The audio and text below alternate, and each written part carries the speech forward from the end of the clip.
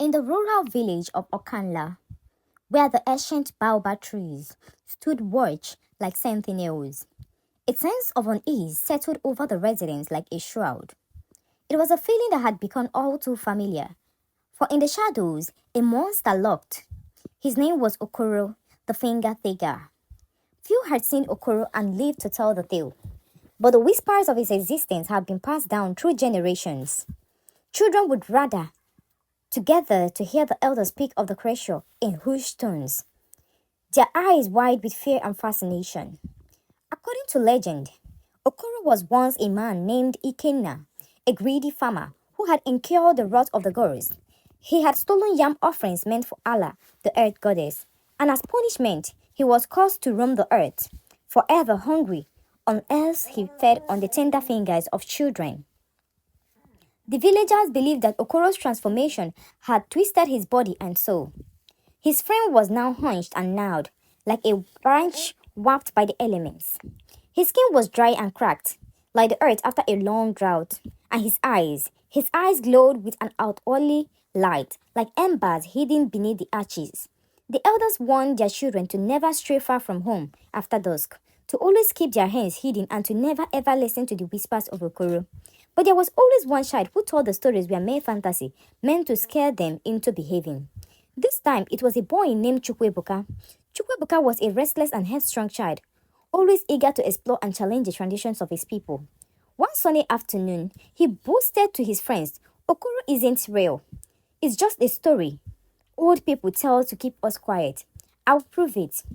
And that night, as the moon hung low in the sky, Chukwuebuka sat by the small window of his family's mud brick house, his hands dangling carelessly over the ledge. He fought sleep, determined to prove his bravery. The night was still, save for the rustling of palm fronds in the wind and the distant croak of frogs from the riverbank. Then he heard it, the faint sound of footsteps crushing on dry lace. His heart skipped a beat, but he told himself it was just his imagination, until a low, guttural voice floated through the air. Soft, tender fingers, cool as water, bring them to me, let me eat. From the shadows emerged a figure unlike any Chukwuebuka had ever seen. Okoro's twisted form moved like a branch caught in a storm, his clawed hands reaching hungrily toward the boy's dangling fingers. His face was ghastly pale, with sunken eyes that burned with a ravenous glow. Chukwuebuka froze, terror coursing through him as Okoro's claws brushed against his wrist. The boy screamed, trying to pull his hand back, but the creature's grip was as strong as iron.